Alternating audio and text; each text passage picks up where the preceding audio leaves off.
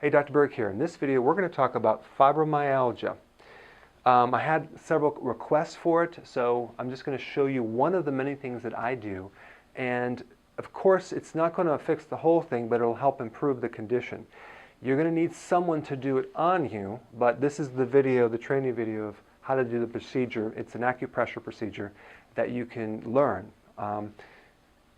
Sometimes it can create a huge effect, sometimes a very little effect. But I think it's well worth teaching people that have this condition because it's a very effective thing. It's using acupressure, all right? So a little background, there's two glands. One is the hypothalamus, that's in the brain. It's deep inside. It's actually, if you go 1 inch forward from the top of the ear, straight in, you'll hit the hypothalamus. It's like the size of a pea. But it controls so many things. It controls the pituitary gland, which is the relay gland to the adrenals and all these other things. Now, the pituitary is just a little forward to the hypothalamus. Okay, so the hypothalamus is the master gland. The pituitary is the middleman that's going to then do some other things down to the body. So if you can associate it with the owner of the football team, which is the hypothalamus, the coach, which is the pituitary, and then the quarterback, which is the adrenal gland. Okay, so you have those echelons. That's how it works. So there's two parts of your body that you're going to be working with this technique, but just realize that the adrenal gland controls the anti-inflammatory, and it's called cortisol. Cortisol is one of the only anti-inflammatories in the body, and it gets rid of inflammation. But this technique is not necessarily working on that. It's working on the pituitary effect because the pituitary also releases something else called beta-endorphins. Beta-endorphins are not necessarily anti-inflammatory, they're anti-pain, and they're probably 80% more powerful than morphine. So I'm going to show you a way that I tap into it to create a cool effect. What you're going to be doing, and this is the back of the head and the front of the head, you're going to be taking your fingers, your middle fingers right here, not these, I'm not going to do that, but these middle fingers right here, and you're going to be rubbing at a certain angle, real gently, kind of vibrating, on this point here and this point here. You're going to go 1 inch on the top of the ear forward this way and right there, and then you're going to kind of come down. I'm going to demonstrate it on someone just so you can see it.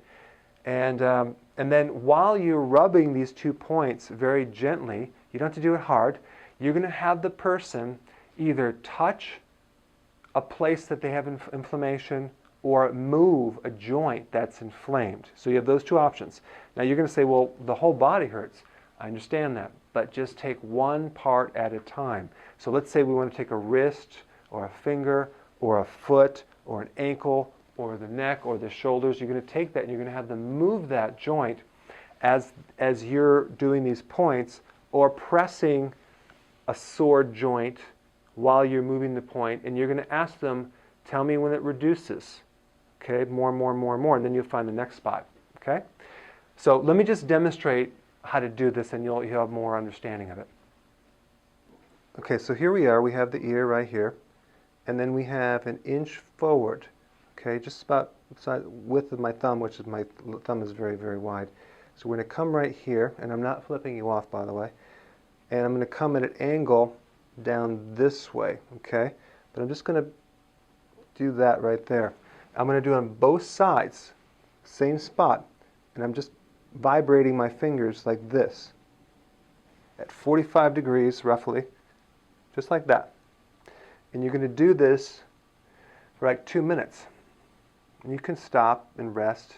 Now what are you doing? You're activating these acupressure points that are assisting the pituitary and hypothalamus to be able to release their own hormones better. And you might say, well, how do we know it's happening?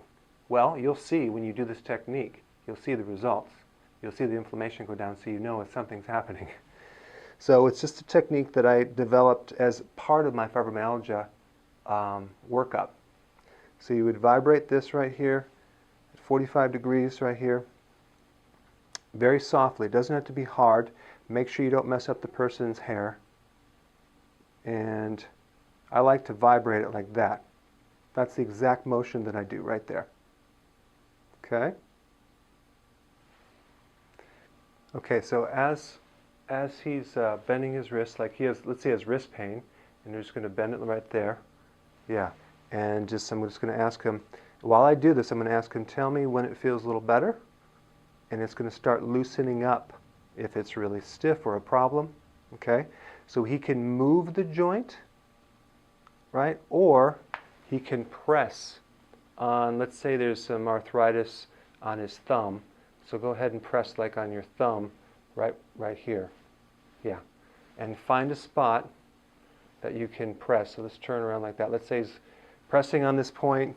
Okay, and I'm going to do this, and then tell me when the pain goes down. Okay. And then I'm going to say find the next spot. And he'll move around, find the next spot. I'm trying to get him to find the epicenter of where the pain is while I'm doing these little points right through here at 45 degrees. Okay, he can keep moving it. All right. And then he could basically, let's say it's in the shoulders. I'd say shrug your shoulders up and down. Keep doing that for like a minute. And it's going to feel looser and looser and looser and looser. Ankles, you can move those. Knees, in different directions.